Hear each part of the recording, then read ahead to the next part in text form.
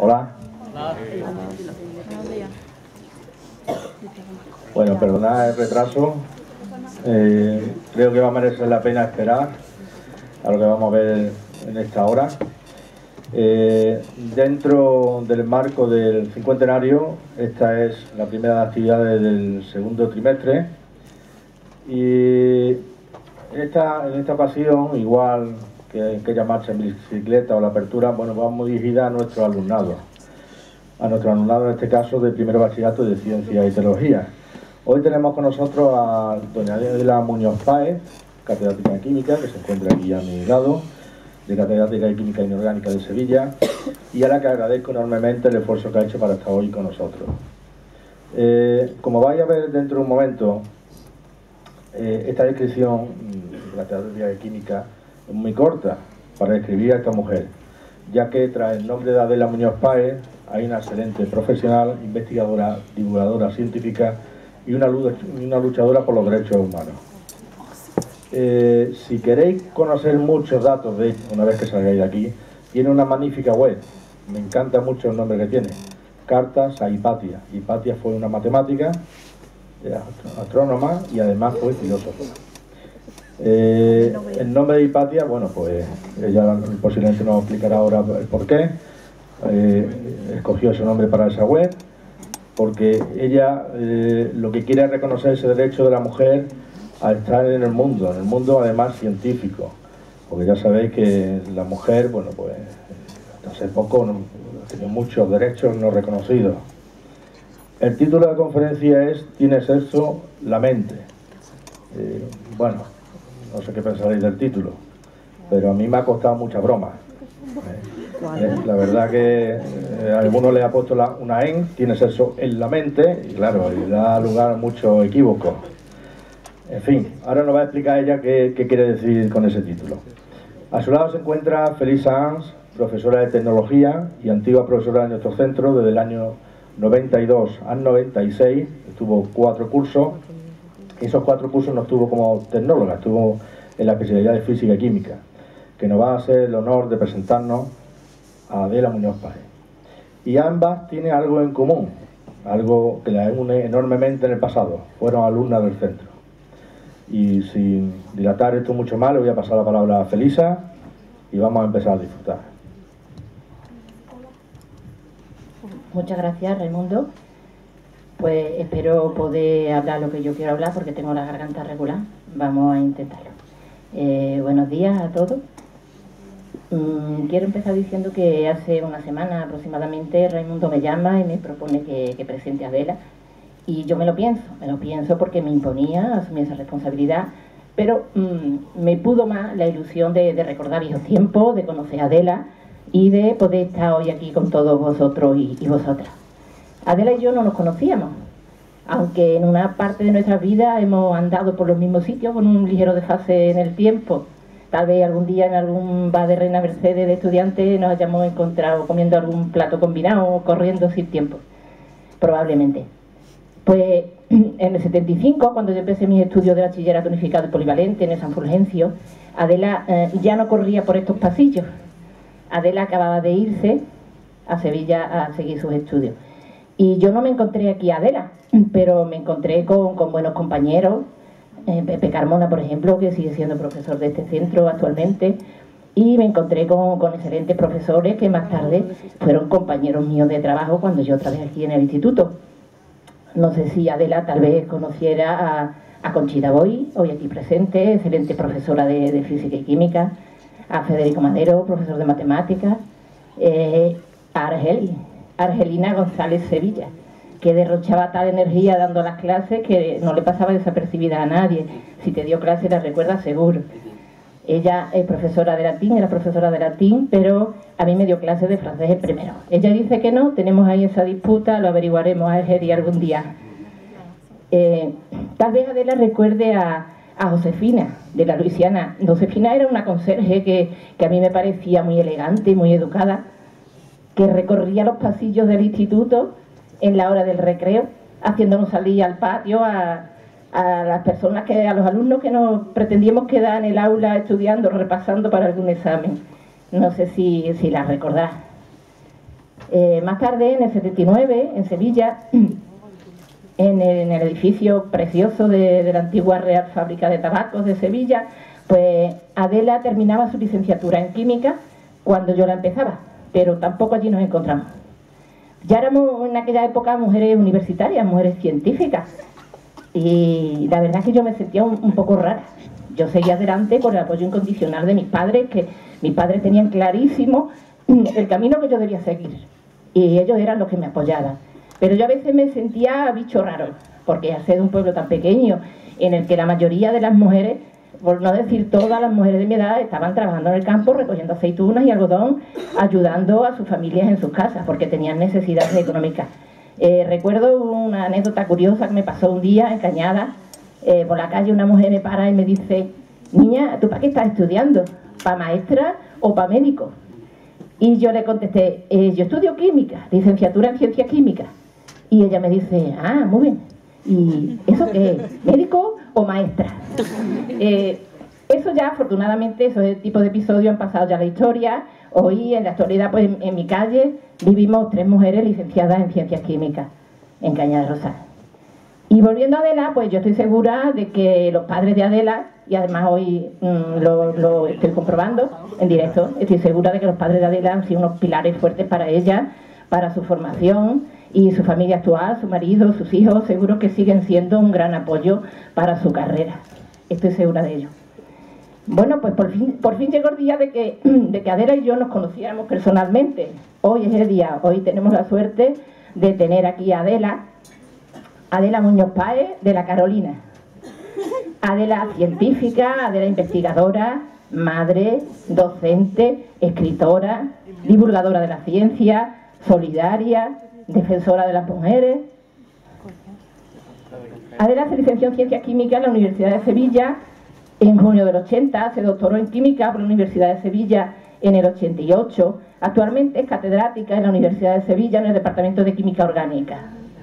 Inorgánica, perdón, es que tengo lo de orgánica grabado. Yo estuve en el Departamento de Química Orgánica, por eso me ha salido en automático orgánica, inorgánica. Adela lleva más de 30 años haciendo investigación científica, tiene multitud de publicaciones en revistas de alto índice de impacto, de física, de química y de ciencia de materiales. Ha sido directora de tesis doctorales, investigadora responsable de numerosos proyectos, la mayoría de los proyectos con fuente de radiación sincrotrón. Numerosas estancias en el extranjero, en Holanda, Francia, Suiza, Gran Bretaña, Japón, Argentina. Ha participado en numerosos congresos nacionales e internacionales. Coordinadora del diseño de la estación de absorción de rayos X de la fuente de radiación sincrotrón ALBA de Barcelona. Vicedirectora durante 11 años del Instituto de Ciencia de Materiales, un instituto mixto del Consejo Superior de Investigaciones Científicas y la Universidad de Sevilla. Y es profesora además en la Universidad de Sevilla, en las licenciaturas de Física, Química, Ingeniería de Materiales y en el Máster de Ciencia y Tecnología de Materiales. Pues, ¿qué ha hecho Adela tantos años con tantos sincrotrones? El trabajo de Adela, el trabajo de investigación de Adela, se ha especializado en espectroscopía de absorción de rayos X con fuente de radiación sincrotrón aplicada a la caracterización de materiales.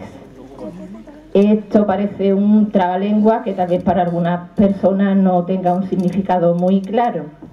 Entonces yo pretendía hacer una breve explicación. Un sincrotrón es un aparato acelerador de partículas. En él entra un chorro de electrones que se van acelerando sucesivamente, varias aceleraciones, hasta que alcanzan velocidades altísimas, velocidades próximas a la luz. Y los electrones a estas velocidades pues emiten energía, emiten radiaciones con distintas longitudes de onda. Una de ellas son rayos X. Entonces estos rayos X pues se utilizan, están ahí en una base de trabajo que puede ser de absorción de rayos X, se utilizan para distintas cosas, una de ellas para analizar muestras. Entonces Adela lo que ha hecho ha sido coger muestras y hacerles incidir estos rayos X, ver cómo responden. Las muestras al incidir sobre ellas los rayos X tienen alteraciones electrónicas, dependiendo de que la muestra sea de una naturaleza o de otra, pues la respuesta de las muestras a este ataque es distinta. Entonces estas respuestas se recogen y tenemos un registro de la respuesta de estas muestras, y con ese registro, por comparaciones con conocidas, pues se sacan conclusiones de las características y así pues se pueden prever posibles usos o posibles reacciones ante situaciones de las muestras. No sé si lo he aclarado o lo he liado, pero así va a quedar. Bueno, pues en los últimos años Adela además realiza tareas de divulgación científica, también muy extensa. El currículum de Adela, pues nosotros estamos haciendo resumen de resumen de resumen, porque Adela ha trabajado muchísimo.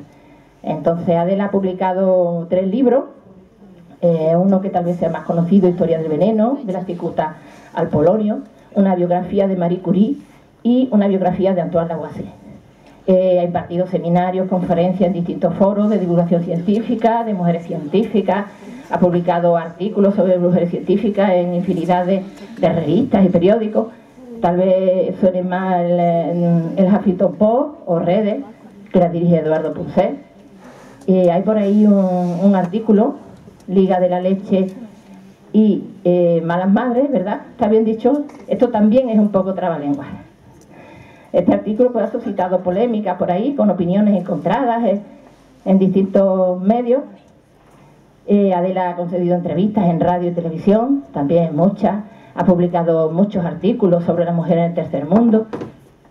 Adela, además, hasta aquí llegaría su tarea divulgadora de la ciencia, pero además hace tareas solidarias. Es miembro de la Junta Directiva de la Asociación por los Derechos Humanos en Afganistán. Y es una miembro activa, hace años ya que colabora. Y esta asociación, su labor, se dedica a ayudar a hacer proyectos para ayudar a las mujeres afganas en Kabul y en otras ciudades.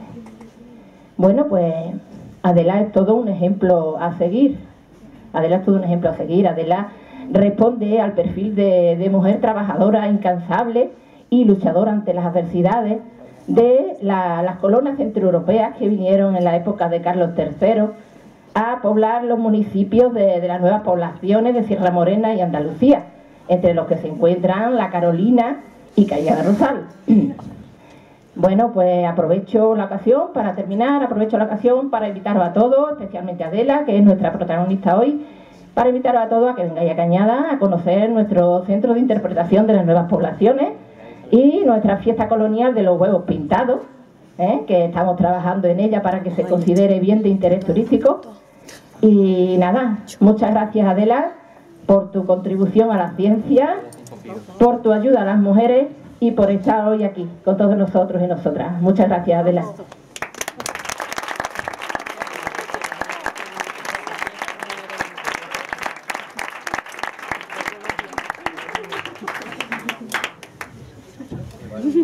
No nos vamos a ir, es que tenemos que bajar abajo, porque va a bajar ahora la pantalla, y Adela nos va a hablar de abajo. Venga.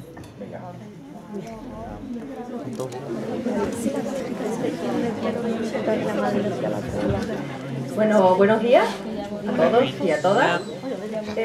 Bueno, antes de nada tengo que agradecer la excelente presentación que me han hecho.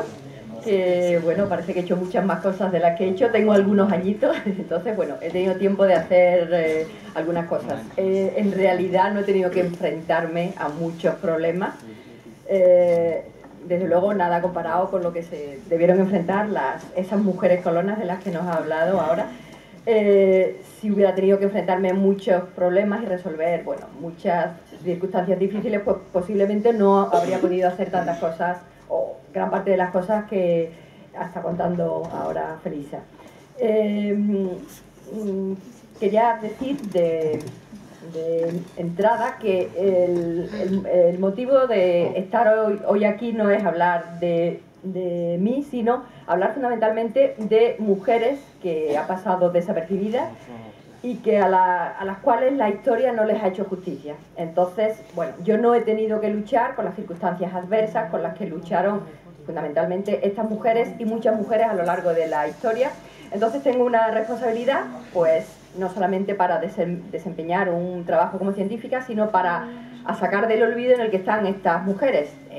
En ese sentido también esta responsabilidad Las mujeres afganas, dentro de las mujeres de hoy día, nosotros vivimos en el lado afortunado del mundo. Nosotras, como mujeres, hemos nacido en el momento y en el lugar de los mejores para desarrollar una carrera científica, para crecer, para tener familia. Pero hay muchas mujeres, yo diría que más de la mitad de la población femenina del mundo, que no tienen esa suerte, y dentro de esas mujeres que han nacido en el lado desafortunado del mundo, yo creo que las afganas son las que lo tienen más complicado. En general, todas las mujeres que viven en los países musulmanes, pero particularmente ellas por las circunstancias de guerra y de conflicto de su país, que las mujeres son siempre las víctimas más que lo sufren más.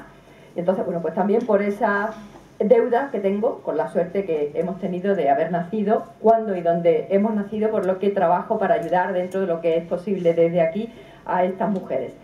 Y entonces, como digo, la atención hoy no está en mí, sino está en algunas de las mujeres que, como digo, han sido, la historia no les ha hecho justicia. Bueno, de entrada quería empezar planteando unas preguntas. Bueno, lo de ¿tiene sexo la mente? Viene a consecuencia de que aparentemente las mujeres han estado fuera pues, del grupo de los creadores, del grupo de los científicos, de las personas que han contribuido de una forma significativa al avance, al desarrollo de la humanidad. De entrada yo digo a esta respuesta que no, que el cerebro, que es algo que se empieza a medio conocer ahora, el cerebro de los hombres y de las mujeres es igual dentro de las diferencias que hay entre unos hombres y otros, o entre unas mujeres y otras. Hay, bueno, mucha más diferencia entre dos hombres que entre el cerebro promedio de una mujer y de un hombre. El cerebro, que yo creo que es lo que nos caracteriza como individuos, como seres humanos, es esencialmente igual en las mujeres y en los hombres. Y, por supuesto, esencialmente diferente para cada mujer y para cada hombre. Entonces, si no hay diferencia entre el sexo, entre el cerebro humano y, de un hombre y de una mujer, han estado las mujeres ausentes de la ciencia y no nos hemos enterado, o han estado presentes y no nos hemos enterado de que existían.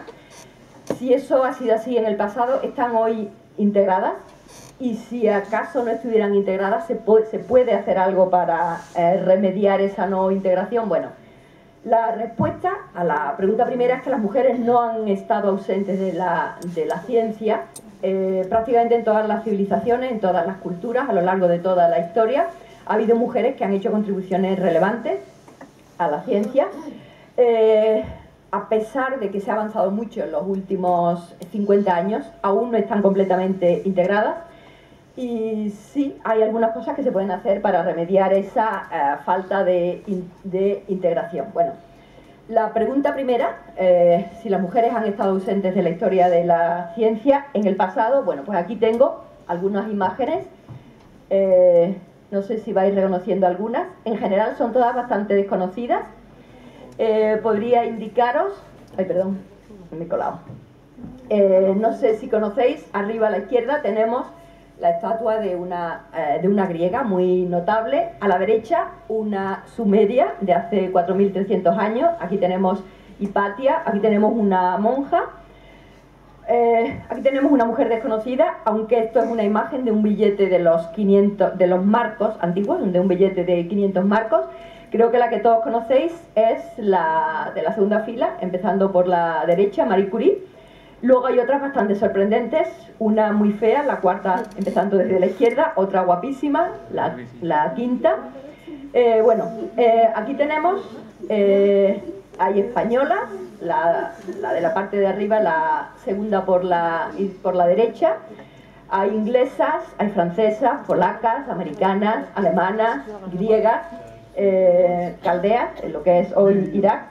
Vamos a identificar aquí a esas mujeres. Aquí tenemos a una monja sumeria de 2300 a.C.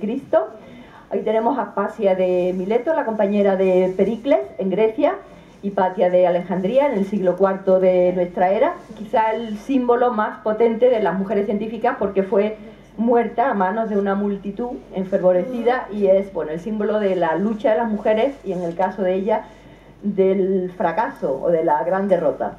Aquí tenemos una mujer extraordinaria, muy singular. Yo creo que es una de las personas más fascinantes de la Edad Media, una monja alemana, Hildegarda de Bingen, la autora de la primera obra, compendio de los conocimientos sobre biología, zoología, medicina. Aquí tenemos a María Sibila Merian.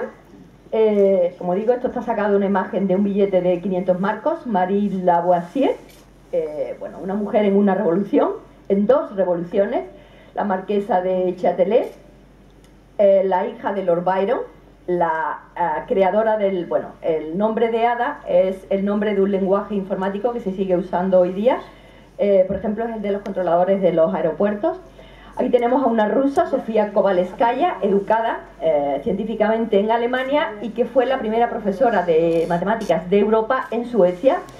Aquí tenemos a la señora Martel, una suiza que escribió, por ejemplo, bueno, un libro de química que fue un bestseller, tuvo multitud de ediciones y fue, por ejemplo, el responsable de que Faraday se interesara por la química. Aquí tenemos a la única que posiblemente no haga falta presentar, a otra muy sorprendente de la que nos vamos a ocupar ahora, a la hija de Marie Curie, muy desconocida, aunque también ganó un premio Nobel, como su madre, también compartido con su marido, Irene Frédéric Joliot-Curie. Aquí tenemos a Rosalind Franklin, muy desconocida, pero que hizo las medidas a partir de las cuales se demostró la estructura del ADN. Aquí tenemos a Dorothy Hodgkin, una inglesa también, cristalógrafa, como Rosalind Franklin, que fue la que desentrañó la estructura de la penicilina y de la insulina. Gracias al conocimiento de la estructura de la penicilina se pudo sintetizar a escala industrial y nuestra vida hoy es completamente distinta gracias a que existen antibióticos. La esperanza de vida es muchísimo mayor.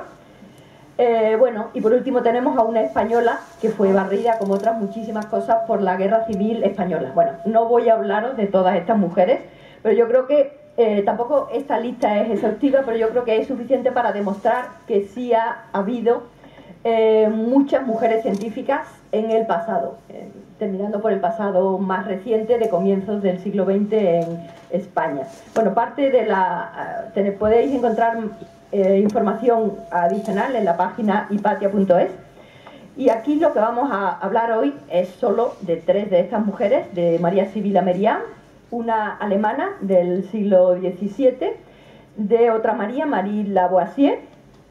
Como podéis saber, bueno, podéis imaginar, es la mujer de Antoine Lavoisier, el padre de la química, y luego una mujer muy desconcertante que parece que está fuera de sitio. Parece que no es apropiada que exista una mujer, bueno, los que tienen alguna edad pues sabrán que es una estrella de Hollywood rutilante de los años 40, Hedy Lamarr. Bueno, pues vamos a hablar de estas tres mujeres que yo creo que son muy desconocidas y que tuvieron las tres, cada una de una forma, unas vidas fascinantes. Empezamos con María Sibila Merian, quizás sea un poquito más conocida a raíz del doodle que le dedicó Google en abril del 2013, que era el aniversario de su nacimiento. María Sibila nació en Frankfurt en el año 1647 y murió en Ámsterdam en el año 1717. Antes hizo muchísimos viajes, aparte de los que hizo entre estas dos ciudades. Aquí tenemos una imagen del Frankfurt un poco anterior a la época en la que nació María. María fue la hija de un impresor de Frankfurt. Estamos hablando del comienzo de la burguesía. Y Frankfurt era, y sigue siendo hoy día, la Feria del Libro de Frankfurt es una de las más, si no la más importante del mundo, pues en la época en la que María nació se estaban empezando a hacer uso exhaustivo de la imprenta, entonces había una industria, bueno, un negocio muy floreciente de impresión y de edición de libros. El padre de María fue un grabador, hijo de una saga de grabadores y de impresores que empezaban a hacer libros de gran formato. Esta lámina no sé si está sacada de alguno de los libros que se editaron en los talleres de la familia paterna de María, pero posiblemente sí, porque todos los hechos históricos relevantes y las imágenes de las ciudades fundamentales, principales alemanas y europeas de esa época fueron impresas en los talleres de la familia paterna de María. El padre de María murió cuando ella tenía 3 años y su madre, mucho más joven que su padre, se volvió a casar con otro maestro artesano, pero en vez del gremio de los impresores y editores, este padrastro de María era del gremio de los pintores. Estoy hablando de los gremios porque estamos en una clase que no era clase alta, no era nobleza, no era tampoco clase baja, era bueno, un grupo, una parte de la sociedad, era como el antecedente de las clases medias, donde tenían unos ingresos suficientes y donde las mujeres tenían un cierto papel, porque en las casas de los maestros artesanos, de los jefes de los gremios, se educaban a los jóvenes aprendices en las distintas enseñanzas. En pintura, en Sevilla, por ejemplo, tenemos que la Roldana se crió en el taller de su padre y allí aprendió, bueno, pues todo lo que ella luego desarrolló. Y entonces pues era un entorno particularmente apropiado para que las hijas de los maestros aprendieran las técnicas. También en estos talleres encontraban a sus futuros maridos. Entonces eran unas bodas usualmente arregladas, pero bueno, dentro de unas, entre personas jóvenes de una misma edad y que se conocían y que se habían tratado.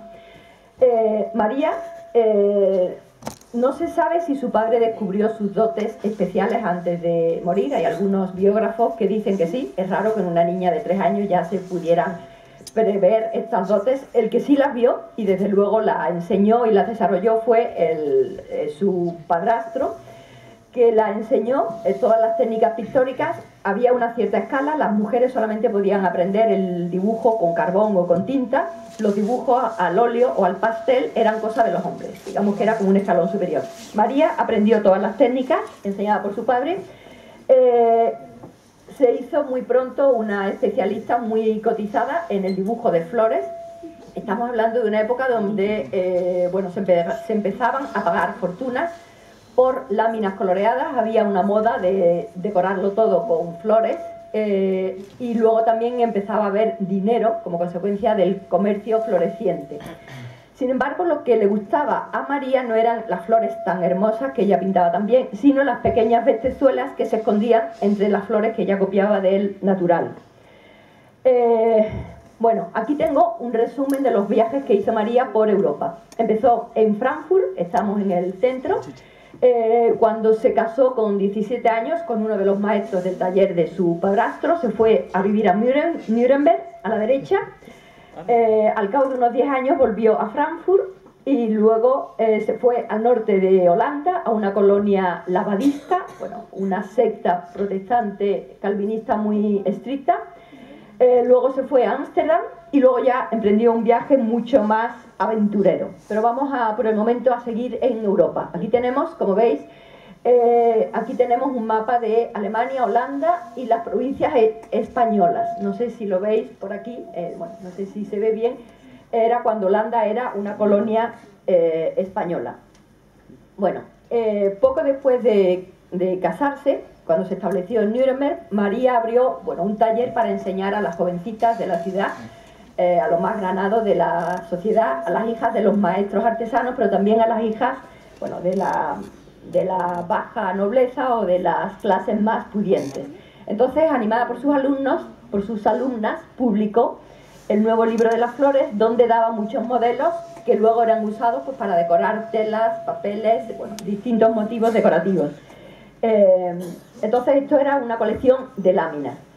Sin embargo, lo que a ella le atraía más y le fascinaba era los bichos que se escondían entre esas flores. Entonces poco después publicó la maravillosa Metamorfosis y especial nutrición de la oruga.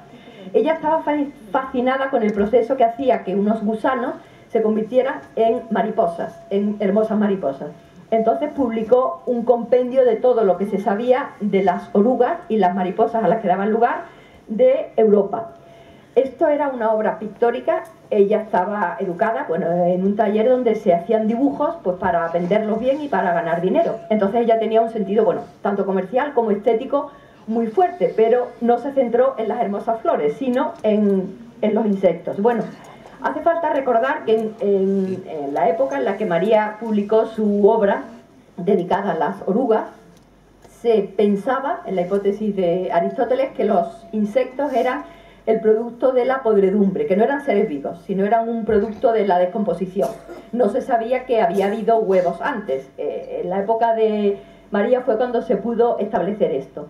Entonces, eso eran bestezuelas del diablo y una persona que las dibujaba y que las criaba, porque ella no solamente dibujaba todas estas mariposas, sino las criaba para saber qué mariposa salía de qué oruga. Bueno, pues eventualmente podía ser sospechosa de ser bruja. Estamos hablando de una época en la cual en Alemania se quemaron centenares de miles de mujeres por brujería. Tras 20 años de matrimonio, bueno, primero se fue cuando su madre se quedó viuda, se fue a Frankfurt, donde había nacido, para ayudarla a organizar el testamento, pero nunca más volvió a Nuremberg. Su marido fue a buscarla a Frankfurt, pero en lugar de volver con él a Nuremberg, donde él había establecido su propio taller, lo que hizo fue hacerse miembro de una secta que seguía a Jean Labadie. Era un francés que inicialmente fue un jesuita católico, luego se hizo protestante, luego calvinista y finalmente fundó su propia secta. Entonces María se fue a una de las comunidades que la secta tenía en el norte de Holanda, en el castillo de Balta, propiedad de una de las mujeres miembros de la secta, y allí llevó una vida espartana. En esta secta estaba prohibido no solamente los lujos, sino telas como las sedas. María, por ejemplo, había diseñado, inventado, porque como digo era una persona con un instinto comercial muy grande, una técnica para estampar dibujos en la seda y que esos dibujos aguantaran uno o varios lavados. Entonces, bueno, ella no era un miembro de la nobleza, pero supuestamente pues tuvo pues lujos y bastantes, unos medios económicos bastante sobrados. Sin embargo, en el castillo de Hualta pues solamente podían, las mujeres ni siquiera podían llevar el pelo rizado, por supuesto no podían tener ninguna joya, no podían tener ningún tejido, estar vestidas con ningún tejido que no fuera un algodón vasto, nada de sedas, nada de linos, nada de joyas, nada de rizos. Entonces allí vivió junto con las dos hijas que había tenido con su marido durante varios años, hasta que se declaró una epidemia de peste, y entonces su hermanastro, uno de los hijos mayores de su padre, estaba en la secta. Él se fue buscándolo con su madre.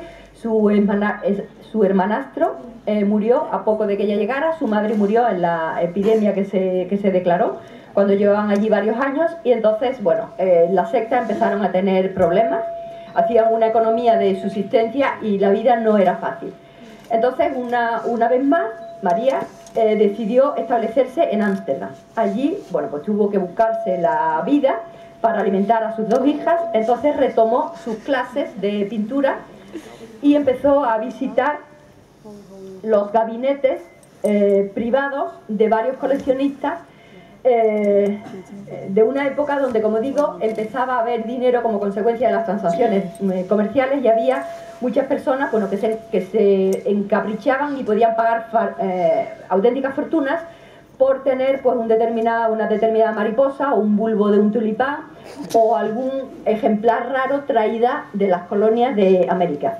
Bueno, entonces allí, como digo, tuvo acceso a las colecciones de los insectos tropicales que había en algunos gabinetes de los coleccionistas, y decidió, a una edad muy avanzada para la época, en el año 1799, con 52 años, viajar al sitio en el que esos insectos vivían. Entonces emprendió un viaje que entonces llevaba varios meses, desde Ámsterdam hasta Paramaribo, donde había una colonia holandesa, donde fundamentalmente lo que se dedicaban era al tráfico de esclavos y al cultivo del azúcar, perdón. Bueno, aquí tenemos una imagen de una de las plantaciones en esa época, una plantación en Surinam. Los europeos que vivían allí iban con el objetivo de hacerse ricos en el menor tiempo posible.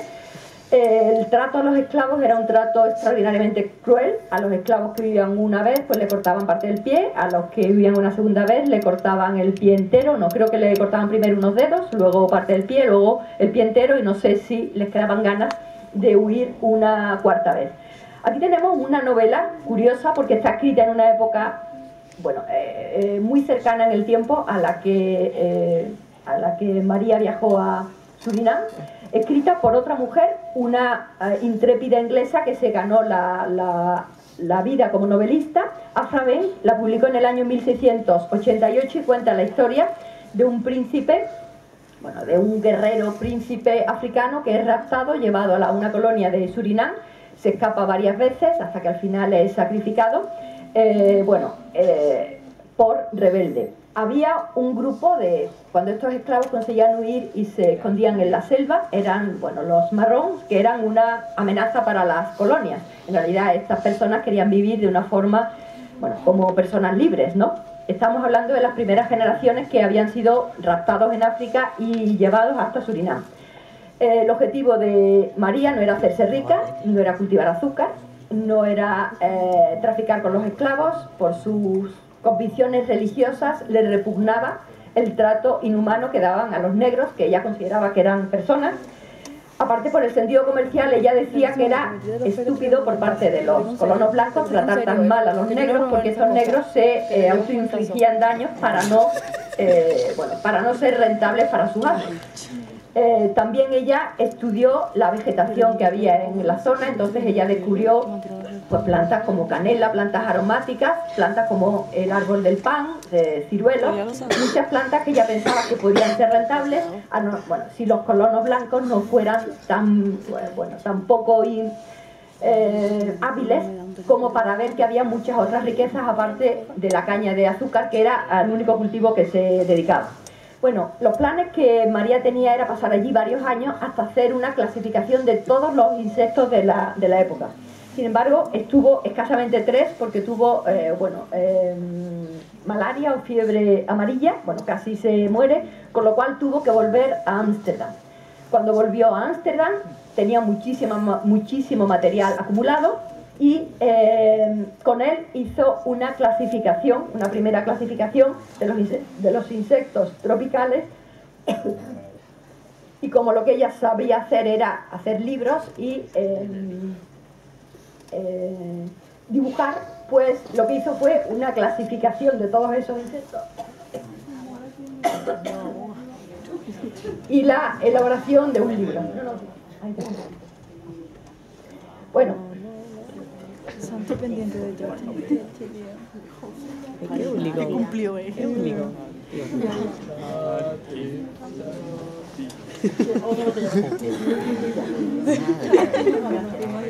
Bueno, aquí tenemos la gran obra de María, por lo que pasó a la posteridad, que es la metamorfosis de los insectos de Surinam. En este libro terminó invirtiendo todos sus ahorros porque ella quería tener los mejores grabadores, el mejor papel y los mejores dibujantes y las mejores tintas. Todo esto era caro, entonces ella lo que hizo fue buscar un grupo de suscriptores que le adelantaran dinero para sufragar todos esos gastos. Entonces esto se convirtió en una obra de arte que fue muy codiciada por los coleccionistas. Como dato puedo contaros que el zar Alejandro el Grande estaba por esa época en Holanda, entonces compró varios de los ejemplares de María, del libro de María. Una gran parte de esos ejemplares se pueden encontrar hoy en las colecciones privadas de San Petersburgo. Bueno, justamente en la época de la vida de María, Francesco Redi, un médico italiano, demostró que los insectos provenían de los huevos, o sea que no surgían como generación espontánea, que eran unos seres vivos con unas características fundamentales, pero análogos al resto de los animales conocidos. Entonces estamos hablando del comienzo de la entomología y del comienzo de los insectos. Aquí tenemos algunas de las láminas que aparecen en este libro. Como digo, María casi se arruinó, consiguió sobrevivir, pero físicamente estaba bastante tocada de su estancia en Surinam. Poco después de terminar con el libro, tuvo una especie de ictus que la dejó medio paralizada, pero ella siguió trabajando, dibujando y criando insectos casi hasta el final de su vida.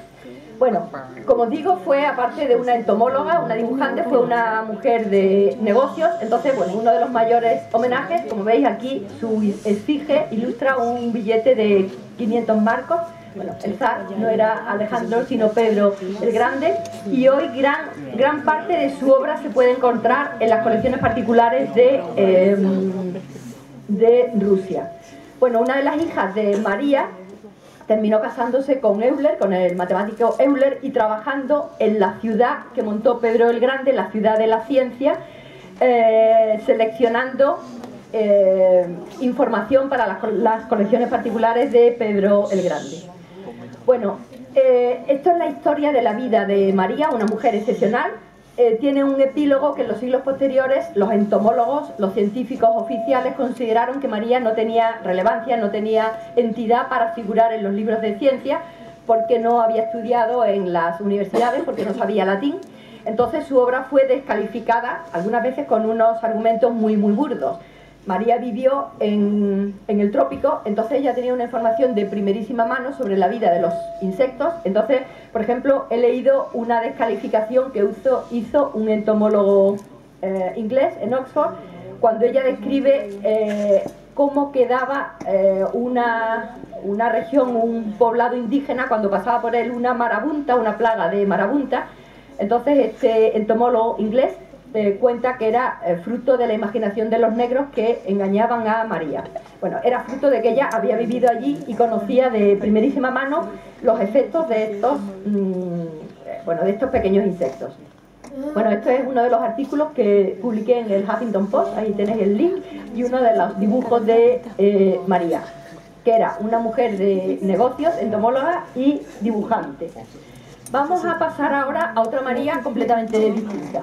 Estamos a finales del siglo XVIII, principios del XIX. ¿Me oye? ¿Ahora? ¿Sí? Ahora. Bueno, supongo que os resulta familiar el nombre de Lavoisier. En el 1789 es el año de las revoluciones. Supongo que todos pensáis que hay una revolución, la Revolución Francesa. La fecha clave para esta revolución es la toma de la Bastilla en el 14 de julio, la fecha, la fiesta nacional francesa. Sin embargo, en ese año tuvo lugar otra revolución, en el 17 de enero, la semana pasada se ha hecho, es el aniversario, se publicó una obra que significó... ¿No? Mayday. Qué lástima. En vez de YouTube, problema. En vez de YouTube, tenemos un problema. Santi tenemos un problema. Ahora sí, ¿no?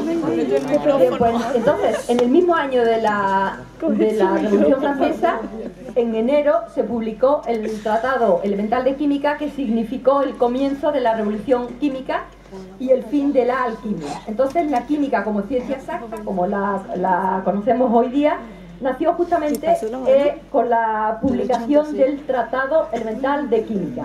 El autor, como todos sabéis, es Antoine Lavoisier, pero hay una autora en la sombra de la cual no se conoce mucho. Bueno, en la Revolución Química, en este tratado se recogieron los 33 elementos químicos, que son los elementos tal y como los conocemos hoy día. Antes de esta obra, el concepto de elemento era el de Aristóteles. Los elementos eran 4, tierra, aire, fuego y agua. A partir del Tratado Elemental de Química hay 33 elementos, los que se habían descubierto entonces. En este tratado se desmontó la teoría del flogisto, que es un concepto, una entelequia que no era real, pero que servía para explicar muchos procesos químicos que no se entendían.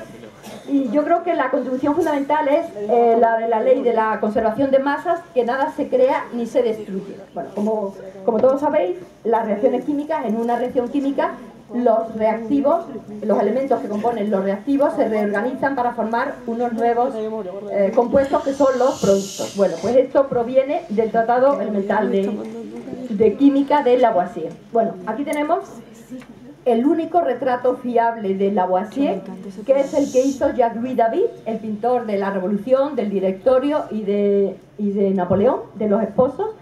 Bueno, aquí tenéis a Antoine, tenemos un gasómetro sobre la mesa, un balón de gases abajo, a los pies. Él lleva la preceptiva peluca blanca de la época.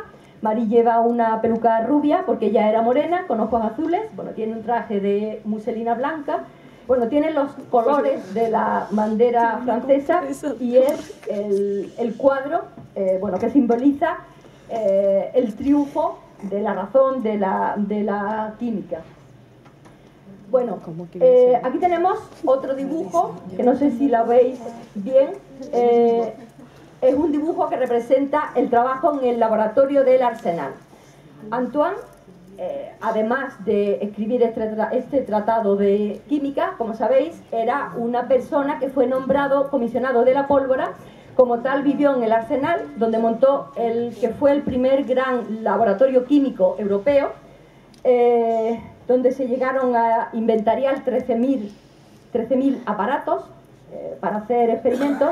Y aquí tenéis una de las jornadas de trabajo. Aquí tenemos a Lavoisier, que está indicando cómo trasladar algunas cosas, algunas sustancias en el laboratorio. Es el que está de espaldas. Y luego tenemos a una dama, la que está en el círculo azul, que está tomando nota de lo que se hace en el laboratorio. Esa dama es Marie. Esto es una de las láminas que recogen el trabajo de Lavoisier, hecho en el laboratorio del Arsenal. La dibujante de esta lámina es Marie Curie. Perdón, Lavoisier. Bueno, ¿qué es lo que sabía Marie o por qué tuvo un papel tan importante en la obra de Antoine?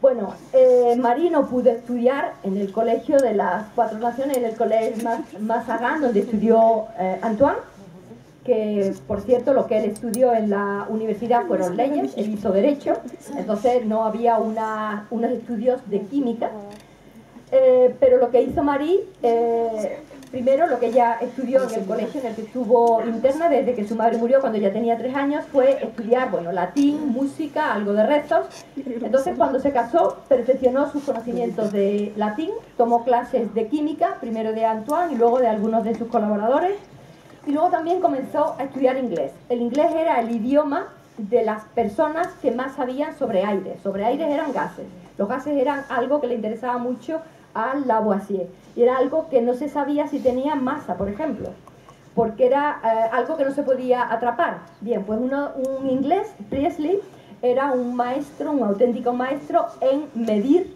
pesar y estudiar gases. Luego también tenemos Black, que descubrió el CO2. Bueno, había muchos ingleses que estudiaban los gases. Lavoisier no hablaba inglés, entonces quien aprendió inglés fue Marie y le sirvió como intérprete. Aquí tenemos otro de los anfitriones que acudieron a la casa de los Lavoisier en el laboratorio del Arsenal, es Franklin, como sabéis, el inventor, bueno, de la electricidad, pero en esa época era el embajador de los recién nacidos Estados Unidos de América en Francia.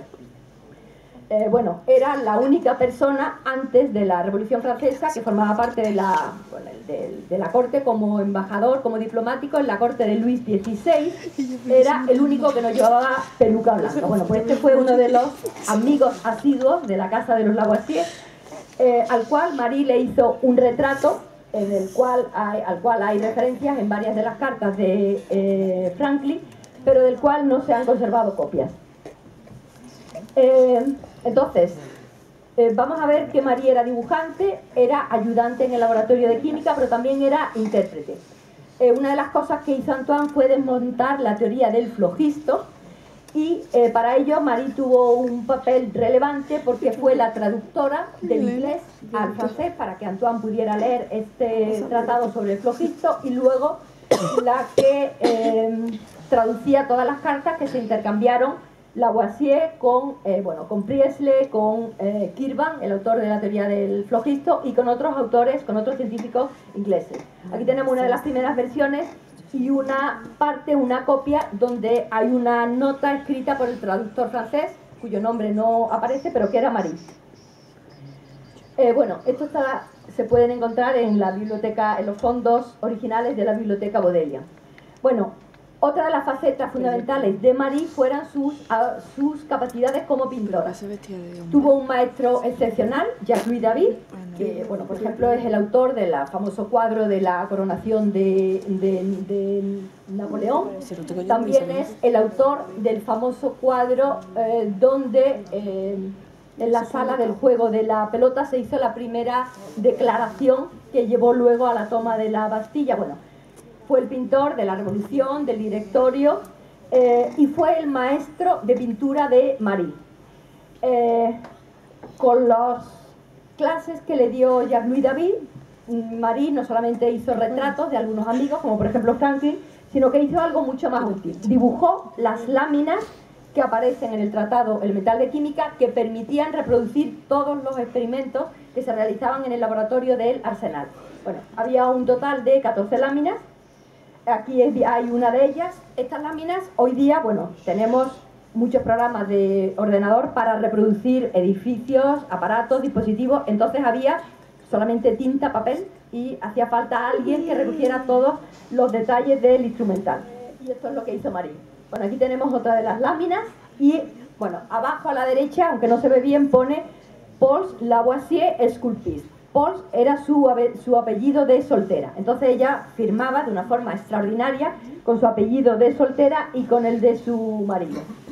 Bueno, aquí tenemos uno de los últimos experimentos que hizo Antoine, que fue el comienzo de la bioquímica y que fue truncado porque él, muy poco después de comenzar estos experimentos sobre el metabolismo y la respiración, fue detenido, encarcelado y luego poco después ejecutado. Bueno, aquí tenemos la Plaza de la Reproducción, donde el día en que fue guillotinado Luis XVI, en esa misma plaza y en ese mismo cadalso fue guillotinado Lavoisier un año y medio después, a pesar de todos los esfuerzos que hizo Marie para salvarlo. Ella, bueno, recorrió todos los despachos, pidió ayuda a todos los científicos amigos de Lavoisier que ocupaban puestos relevantes en el nuevo gobierno, a pesar de lo cual esa ejecución se hizo. Entonces el mismo día murieron el padre de Marie y Antoine, y 11 años después ella, después de haber conseguido recopilar todos los materiales confiscados, redactó las memorias de química que recogían el resto de la obra que no había publicado Antoine. Entonces, el hecho de haber publicado estas memorias 11 años después de la muerte de Antoine refleja que ella era una partícipe activa en todos estos experimentos y no solo una anfitriona de las reuniones. Bueno, tras la muerte de Antoine, a raíz de la publicación de las memorias de química, Marie conoció y se casó con el conde Rumford, otro gran científico que desmontó la única pifia que había dejado Lavoisier, que fue la teoría del calórico. Lavoisier consideraba que el calórico era un elemento con masa y Rumford demostró que era una forma de transferencia de calor, que no tenía masa. Bueno, si fuera posible tener acceso a un pequeño vídeo de 2 minutos. Vamos a hacer un gran cambio de tercio. Vamos a ver una mujer excepcional y muy conocida, pero no como científica, sino como actriz. Es la que dijeron en su época que era la mujer más guapa del mundo. Y yo creo que eso sigue siendo bastante válido. Entonces lo que quería mostraros aquí era una prueba, bueno, una muestra de algunas de las fotos de esta mujer. ¡Oh, qué guapa! Ah, esa es la de la que tiene la de Hollywood. Ahí está un poco feo.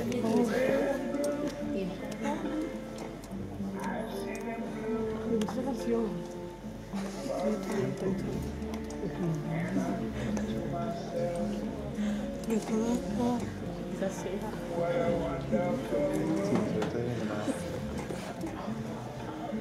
La cámara va a flequillo.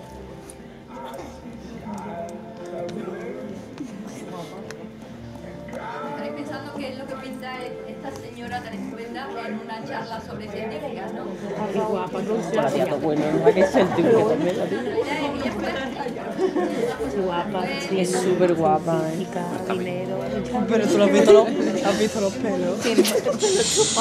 Por favor, espérate.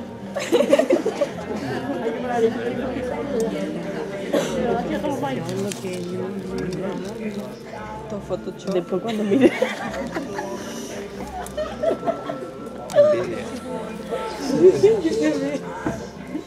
El resto está riendo. ¿Qué pasa?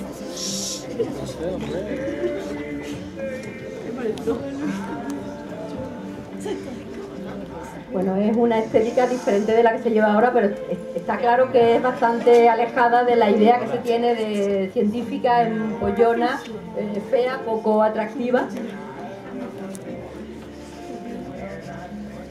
Bueno, es una actriz del final de la época de las películas de cine mudo. Estamos hablando sobre los años 40.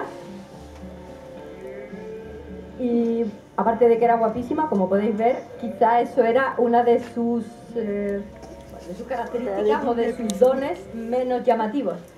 Ella era una persona extraordinariamente inteligente, muy inteligente y muy creativa.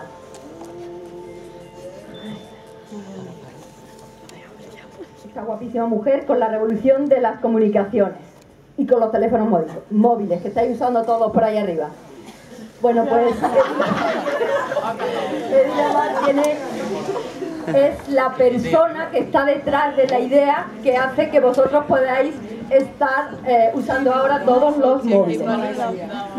Vamos a ver, aquí tenemos la fotocopia de una patente dada de alta en los Estados Unidos en el año 42.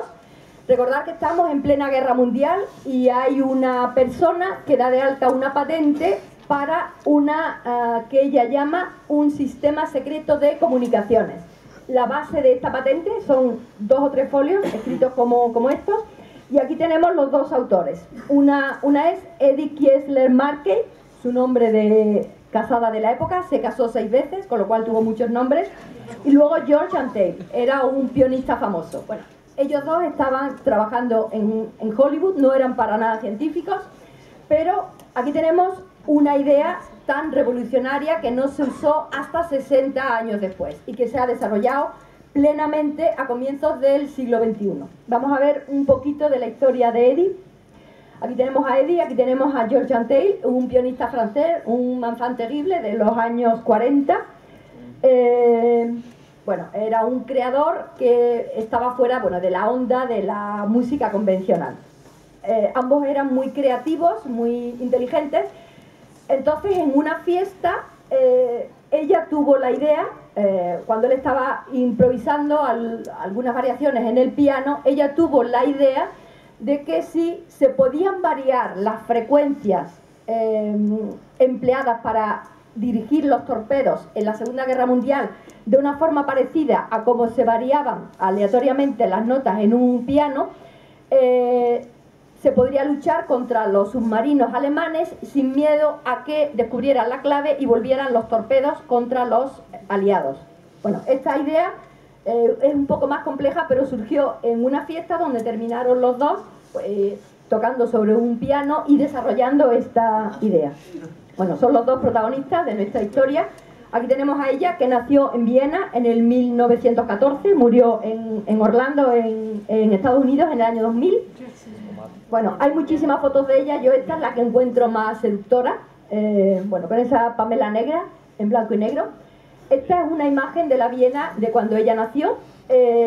Su padre era banquero, su madre era pianista, parte de su familia era de ascendencia judía. Desde muy pequeña tenía unas dotes extraordinarias, tocaba el piano con 6-7 años y empezó a estudiar ingeniería con solo 16 años. Sin embargo, a los 19 fue descubierta por uno de los directores de cine alemanes más famosos, no sé si era Rommel, que la contrató y se la llevó a Berlín para hacer una película. Entonces, bueno, estudió durante pocos años. En el año 33 fue protagonista de la primera película donde aparece un desnudo integral. Aquí tenemos una de las imágenes, Éxtasis. A raíz de esta película se hizo muy conocida. Su imagen, por supuesto, era muy controvertida porque era muy revolucionario que en los años 30 una chica joven pues saliera desnuda. Y con toda esta fama le salió un pretendiente extraordinariamente adinerado, que era Friedrich Mandel. Era un traficante de armas de un altísimo nivel. De hecho, fue el que suministró armas a los nazis y a los fascistas italianos. Entonces, bueno, hay algo en la biografía de ella. sus padres la obligaron a casarse con Mandel, cosa que es difícil entender, como ella se dejó contra su voluntad. Al parecer nunca quiso al Mandel, y Mandel la tuvo durante los 3 años que estuvieron casados medio secuestrada. La usaba o la llevaba a las reuniones donde vendía, donde cerraba los tratos de las armas, la llevaba como adorno, obviamente con 20 años, enjollada, y esto pues tendría que ser espectacular. Entonces, como adorno para en las reuniones donde cerraban esos tratos, se llevaba a Eddie, y entonces Eddie tenía suficientes conocimientos de ingeniería para que en el tiempo que ella formaba parte de estas reuniones, como digo, como florero, fuera pensando, tomando nota de las claves de todas las armas, los torpedos, todo tipo de armamento, y cómo se podría luchar contra esas armas. Como digo, en esa época no hizo nada. A los 3 años tuvo ocasión de huir en un episodio rocambolesco donde saltó por la ventana con ayuda de la doncella, que al parecer era también su amante. Iba cargada con todas las joyas, con nada más. Entonces se fue huyendo, atravesó toda Europa, seguida por él, por su marido.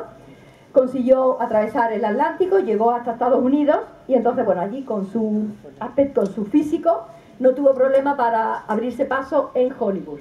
El nombre de Lamar se lo puso uno de los productores de la Metro-Goldwyn-Mayer en honor a una novia suya que se había muerto relativamente joven, no sé si de cáncer o de una sobredosis. Una Lamar. Bueno, aquí tenía, pero bueno, en vista de que no tenemos una conexión fácil, aquí hay un pequeño fragmento de una de las películas donde ella intervino, el Sansón y Dalila, con Víctor Mature, que es también bastante curiosa. Es una de las primeras películas coloreadas. Es una de las más famosas que hizo mientras que era actriz de Hollywood. Sin embargo, aquí, por la que la hemos traído aquí, es por su trabajo no como actriz, sino por su invento de un sistema para transmitir información y para dirigir torpedos con una frecuencia variable para que no pudieran ser detectados por los nazis. Patentaron este invento, se lo ofrecieron al ejército norteamericano, que no lo usó, bueno, en principio porque el crédito de una actriz de Hollywood y de un pianista pues no debía ser muy sólido, pero tampoco había la infraestructura técnica para aprovechar este invento. Entonces se usaron por primera vez esta idea en la crisis de los misiles en Cuba, pero el desarrollo más espectacular se ha hecho ya en el siglo XXI, porque todas las tecnologías de transmisión de información sin alambres están basadas en este concepto. Imaginar la cantidad de millones de WhatsApp, de SMS que se intercambian por segundo en la Tierra. Eso es posible que se transmitan sin interferencias, porque las frecuencias a las que se van transmitiendo varían entre 0 y 99. Entonces ello permite que no haya interferencias de unos mensajes con otros y que podamos comunicarnos en todo el mundo constantemente sin necesidad de cables. Entonces la idea que ella tuvo en el año 42 no se ha desarrollado hasta que no ha habido una tecnología y unas necesidades, que ha sido ahora, a finales del siglo XX, principios del XXI. Bueno, entonces, en la base de la revolución de las comunicaciones está la idea que tuvo una actriz de Hollywood, inspirada por su odio a los nazis y a su marido, singularmente, y por supuesto basado en una mente extraordinariamente inteligente y creativa, con una base de unos estudios iniciados en ingeniería. Bueno, vamos a dejar el pasado. Como veis, hay muchas mujeres extraordinarias, solamente que la información sobre ellas está bastante escondida, pero vamos ahora ya a llegar al presente.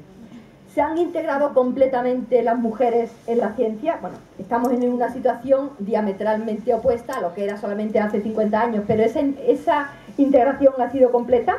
Vamos a ver un informe de la Comunidad Europea sobre mujeres y ciencia del año 2011.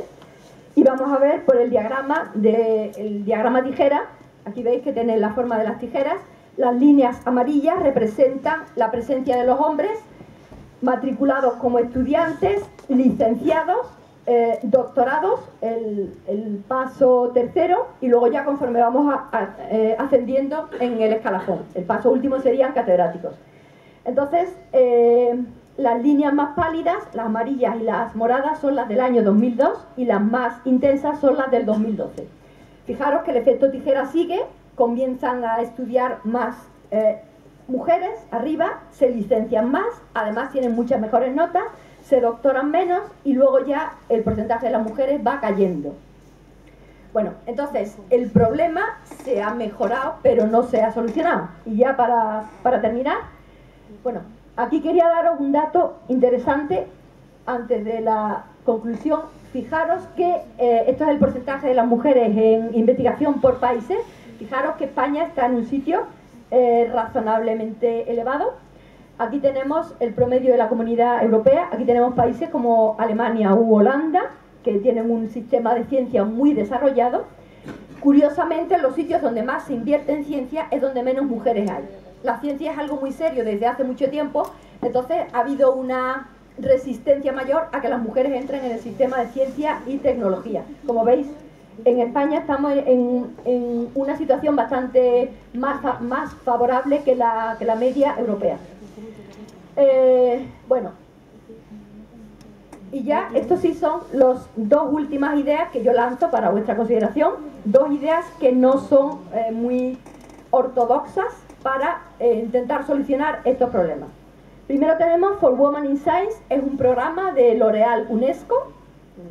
Os puede chocar que estemos mezclando la laca, bueno, el L'Oréal, son los maquillajes, las cremas cosméticas, la laca de L'Oréal, con la ciencia. Bueno, pues L'Oréal, una firma cosmética privada, lanzó en el año 1998 un programa para financiar mujeres en todos los niveles, desde licenciadas, doctoras, hasta mujeres con una larga carrera científica, todos los años. Dan una especie de premio Nobel por continente y año a distintas mujeres científicas que se han destacado en algún campo. Van alternando las ramas de materiales, física, química con biotecnología, medicina, biología. Entonces aquí tenemos una muestra de las distintas mujeres. Hay una española en el centro, Margarita Salas. Como prueba os puedo dar que dos de las que recibieron el premio Senior en el año 2009, en el 2010 recibieron el premio Nobel. Entonces veis que la idea de mezclar la laca con la ciencia está resultando bastante útil. Es bastante útil sobre todo en continentes como el africano o el asiático, donde la ciencia tiene menos posibilidades, las mujeres aún menos, pero ellos están encontrando y financiando y sobre todo haciendo visibles muchas mujeres africanas, asiáticas. Bueno, veis por aquí algunas, aquí tenemos una africana y tenemos otras asiáticas, sudamericanas, que están rompiendo, bueno, la idea tradicional que tenemos de las mujeres africanas, famélicas, hambrientas. Bueno, hay muchas africanas que están verdaderamente ayudando a construir África.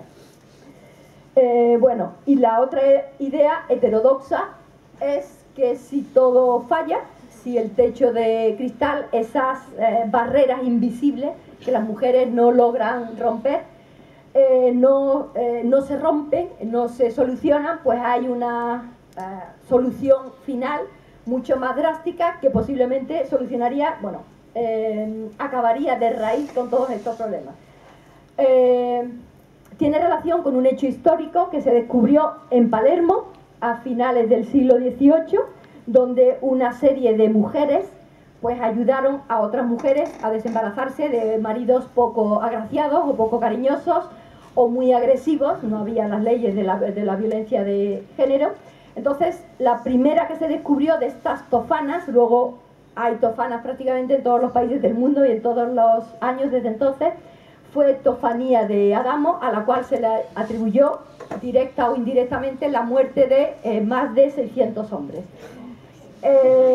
La milagrosa agua que libraba a las mujeres de los maridos no apropiados se vendía en unos frasquitos con la imagen de San Nicolás de Bari y bueno, si todo fallara, pues el agua tofana sería una forma de definitivamente barrer el techo de cristal.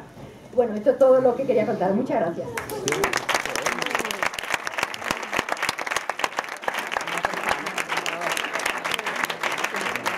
¿Queréis hacerle alguna pregunta a Adela? Quiero contar que, en relación con el agua tofana, aquí hablo de esa historia de las tofanas y de muchas más historias de envenenadores y envenenadoras famosas a lo largo de la historia en el libro este que voy a dejar en el instituto.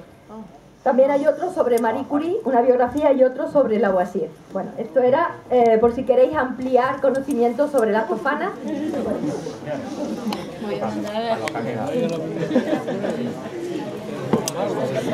Era fundamentalmente arsénico. La receta exacta no la doy, pero ha habido tofanas. Siempre que doy alguna charla hay alguien que me dice, pues en mi pueblo, pues en el último que me dijeron, en Rociana, a finales del siglo XIX, hubo un médico que sospechó de la muerte de unos cuantos ciudadanos, de unos cuantos aldeanos que estaban sanos.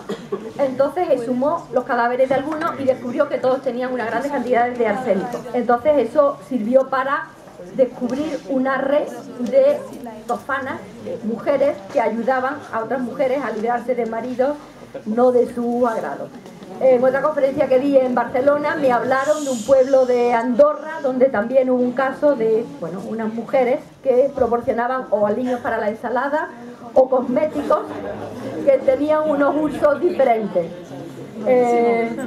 Entonces eso es lo de las tofanas, sería el último recurso que esperemos, confiemos que no haga falta. No, al revés. Pero veo por aquí muchas mujeres interesadas en el tema, ¿eh? Y me imagino que la inversa también valdrá, ¿no? Bueno, ¿alguna pregunta? Vamos a dejarlo de venir al lado, una pregunta sobre el tema. Hombre, a mí me deja un poco sorprendido que actualmente todavía los datos estén en tijeras. Yo pensaba que la cosa estaba ya solucionada, por lo menos en España, de que en otros países la cosa está todavía mal en cuanto a la mujer investigadora. Y hombre, me alucina un poco porque vemos todos los años muchas matrículas de honor en estos centros de gente de segundo bachillerato que no, bueno, que son chicas y que, bueno, que uno espera que lleguen lejos. Y me temo que sigue habiendo todavía esas barreras que incluso las ponen las mujeres también, porque por desgracia es así. Pero aquí estáis mucha gente joven, ¿eh? Vosotros sois los que podéis parar esto, y solucionarlo vosotros, la juventud. Son los que tenéis que tirar de este país y conseguir que la mujer y el hombre sean iguales, ni uno más ni uno menos, iguales, exactamente iguales. Bueno, ¿algo que queráis preguntar, valientes? Los de arriba. Buenos días. Quería preguntarte si aparte de la tofana y el método este de L'Oréal, que me parece muy interesante, si hay otra manera de romper ese techo de cristal más ortodoxa. Gracias. Hay muchas políticas a nivel nacional, a nivel europeo, es un tema que preocupa mucho. A nivel europeo hay muchos programas para favorecer, pero el problema fundamental ahora que estábamos comentando antes es el de las nuevas generaciones, fundamentalmente de chicas, que por la presión mediática o por lo que sea, hay muchas chicas que creen hoy día que hace falta elegir entre carrera científica o familia. Entonces, yo creo que aquí, en el primer mundo, las leyes son iguales para mujeres y hombres. Por supuesto que hay muchas mentalidades de hombres retrógradas, pero eso yo creo que se puede combatir con mentalidades de mujeres convencidas y luchadoras. Entonces, lo que hace falta es luchar las pequeñas batallas día a día para romper esas barreras invisibles, que tenemos el marco para poder luchar contra ellas, porque tenemos leyes que nos protegen, que nos igualan a los hombres, y tenemos infraestructura para desarrollar una carrera y una familia. Entonces lo que hace falta es que las nuevas generaciones se convenzan de que eso es posible y, bueno, luchen, porque hace falta seguir luchando. Luchen para hacerlo una realidad y para que las cifras, para que no haya más diagramas tijeras y para que en un futuro, esperemos que no demasiado lejano, no se vuelva a hablar de diagramas tijeras, de discriminaciones, de porcentajes de mujeres científicas o de mujeres empresarias o de mujeres en cualquier ámbito. estamos hablando del ámbito científico, pero hay muchísimos ámbitos. Entonces hace falta el convencimiento de las nuevas generaciones y la decisión de luchar en el momento que se vayan encontrando cortapisas. Hay muchos problemas y muchos activos machistas. Por ejemplo, no hace mucho unos empresarios propusieron que como las mujeres iban a tener una baja maternal, que pagaran unos mayores impuestos preveyendo esa baja. Y luego pues hay empresarios, hay empresas que no contratan mujeres. Bueno, hay muchos rebrotes de actitudes machistas que hay que ir identificando, denunciando y atacando. Pero bueno, hace falta una actitud combativa y el convencimiento profundo de que se puede desarrollar una carrera profesional y una carrera y tener una familia. Entonces, bueno, estar convencido de ello y seguir luchando. Eso es una tarea de las jóvenes. ¿Alguna curiosidad o pregunta sobre alguna de las tres mujeres? Ahora no salgo yo, ¿no? Por allá arriba, ¿alguno sobre Edi Lamar? ¿WhatsApp? Tiene WhatsApp. Ella tiene WhatsApp. Este no. Ella tiene WhatsApp de... Como sabe todo de ella. Ten cuidado que mucho. Al pelear. Como Diego. Papi, tú no tienes ninguna tía. Solo preguntar. Yo, Adela, te quiero dar las gracias como profesora, porque a través de los pocos vídeos que he visto de ti, por la sencillez y la claridad con la que explicas. Si no, no hubiese sido posible la comprensión también de tanto de esta conferencia como de los vídeos que he visto. Muchas gracias. Continúa así.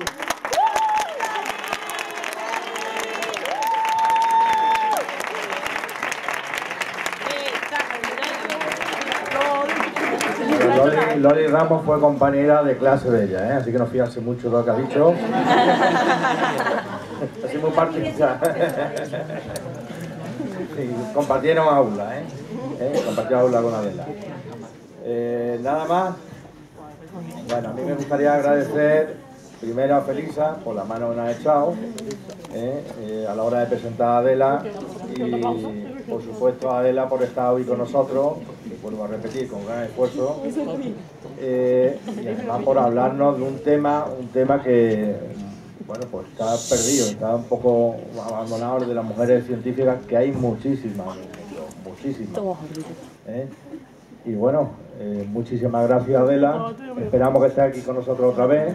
Esperamos seguir viéndote en la televisión, que últimamente te veo mucho, y escuchándote en la radio. Y nada, y aquí tienes tu casa. Y muchas gracias a todos.